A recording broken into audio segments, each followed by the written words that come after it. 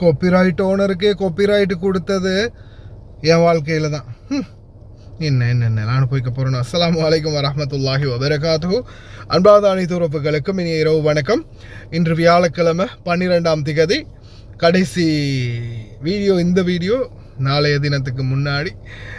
அன்பார்ந்த உறவுகளே, சாரி, இன்னைக்கு புதன்கிழமை, நாளைக்கு வெடிகிறது வியாழக்கிழமை. முக்கியமான சில தகவல்கள் இருக்குது வீடியோவில். இந்த டிக்டாக்ல வீடியோ போகிறத நிப்பாட்டியாச்சு. என்னோடய வீடியோ இனி யூடியூப்பில் மட்டும்தான். காரணம் என்னன்றதை கடைசியில் சொல்கிறேன். முக்கியமான தகவல்களை முதல்ல சொல்லிடுறேன். உசருக்கு பயந்து ஒளிஞ்சு ஓடி ஏற்றம். உண்மையாங்க, ஈரான் டைரெக்டாகவே அச்சுறுத்தல் விடுத்ததை அடுத்து மறைமுகமாக நான் இதில் போகிறேன்றதை கூட சொல்லாமல் கொள்ளாமல் சத்தம் இல்லாமல் எஸ்கேப் ஆகியிருக்கிறார் அப்படின்ற ஒரு தகவல் வெளியாகி மிகப்பெரிய ஒரு பேசு பொருளாக மாறி இருக்குது. ஈரான் நேரடி எச்சரிக்கை விடுத்திருக்கிறாங்க. இன்னைக்கு தஹரானுடைய ஒரு பகுதியில் வெடிப்பு சம்பவம் ஒன்று நிகழ்ந்திருக்குது. ஆனால் ஒஃபீஷியலாக, அதாவது தஹரானுடைய ஒஃபீஷியல் பக்கங்கள் எல்லாமே இப்போதைக்கு அதை வெளிப்படுத்த மறைக்கிறாங்க. என்ன நடந்தது அப்படின்றத கன்ஃபர்மேஷனாக எதுவுமே சொல்லலை. இப்படி இருக்கக்கூடிய சூழலில் குவைத்து குடிமக்கள் மிக முக்கியமான ஒரு எச்சரிக்கையை உள்துறை அமைச்சகம் எடுத்திருக்கிறாங்க. அது என்னென்னு பார்த்துடலாம். அதுக்கு முன்னாடி, Kuwaiti non oil exports exceed $1 billion during the first half of the current year. அதாவது குவைத் எண்ணெய் ஏற்றுமதி இல்லாமல் இந்த பாதி வருடத்துக்குள்ள, அரை வருடத்துக்குள்ள, இந்த வருடம் $1 billion, $1 billion. அதாவது நம்ம நாட்டு காசு கன்வெர்ட் பண்ணினா இந்தியா காசுக்கு பார்க்கும்போது 300 பில்லியன் ரூபீஸ், 300 பில்லியன் ரூபா இந்தியா காசுக்கு. ஜஸ்ட் இப்போ 300 ரூபாய்க்கு மேலே போகுது. நான் ஜஸ்ட் 300லேயே நிப்பாட்டிக்கிறேன்.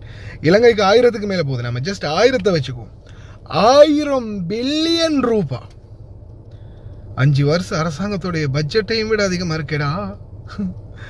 பாருங்க, அரை வருடத்துக்குள்ள அவங்களுடைய அந்த எக்ஸ்போர்ட்டில் அவங்களுக்கு இல்லாத போன லாபம் ஜஸ்ட் இவங்களுடைய கணக்குப்படி $1 billion, $1 billion. 1 பில்லியன், நம்ம 1 டினாரை தானே கன்வெர்ட் பண்ணுறோம். 1000ஆகவும் 300ஆகவும் இந்தியாவுக்கும் இலங்கைக்கும். 1 பில்லியனை கன்வெர்ட் பண்ணினாலும் அது 1000 பில்லியன் ரூபாயாக வருது. 1000 பில்லியன் ரூபாய் இலங்கையில், இந்தியாவில் 300 பில்லியன் ரூபாய். பா,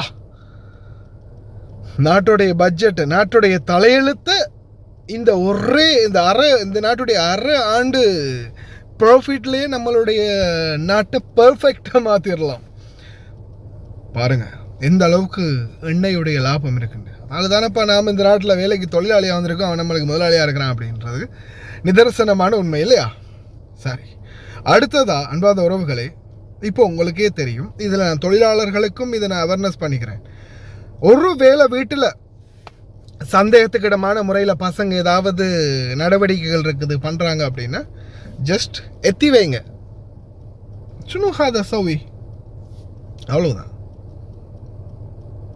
அதுக்கப்புறமா தந்தை தாய் பார்த்துக்கொள்ளட்டும். ஆனால் ஃபேமிலிக்கு, குடும்பத்துக்கு, உங்கள் பிள்ளைங்க, அதாவது your children in the digital world are your responsibility. Be close to them even in their digital world. அவங்க இலத்திரனியல் உலகத்துக்குள்ளே இருக்கிறாங்களா, அப்போ அவங்கள கவனமாக உன்னிப்பாக கவனிங்க அப்படின்னு குடும்பங்களுக்கு எச்சரிக்கை விடுக்கிறாங்க.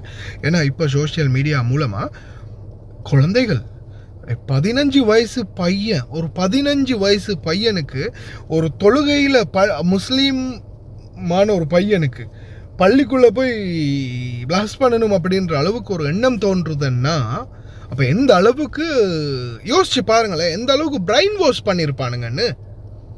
அந்த அளவுக்கு situation is out of control அப்படின்னு சொல்கிறாங்க. எல்லையை மீறி போயிடுச்சு அப்படின்னு.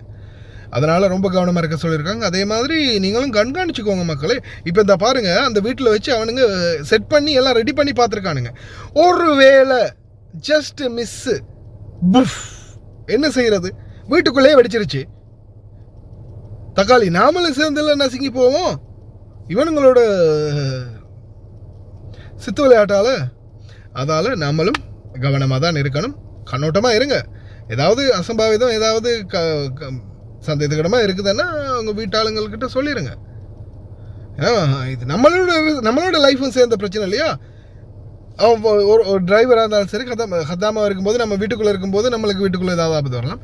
வண்டியில் பைப்புள்ள ஏதாவது தூக்கி போட்டு வந்துட்டான், நான் பேக்கில் வண்டியில் போயிட்டு இருக்கும்போது ஏதாவது ஆயிடுச்சுன்னா சொல்ல முடியாது மக்களை. ஏன்னா நம்ம இப்போ ரீசெண்டாக நடந்தது இல்லையா, கண்ணால் கண்டது.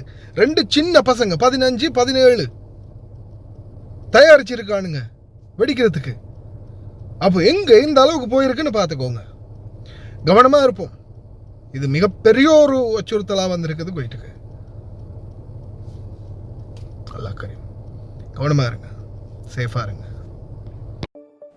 كشفت أحدث البيانات الصادرة عن إدارة العلاقات الدولية في وزارة التجارة والصناعة لشهر يونيو عن تسجيل حركة الصادرات الكويتية أداء قويا خلال النصف الأول من العام الجاري، حيث حققت ارتدادا واسعا وقفزة حادة في القيمة الإجمالية لشهادات المنشأ الكويتي غير النفطية بنسبة بلغت 500% مقارنة بشهر مايو السابق، لتتجاوز الصادرات المجمعة خلال الأشهر الستة الأولى حاجز المليار دينار.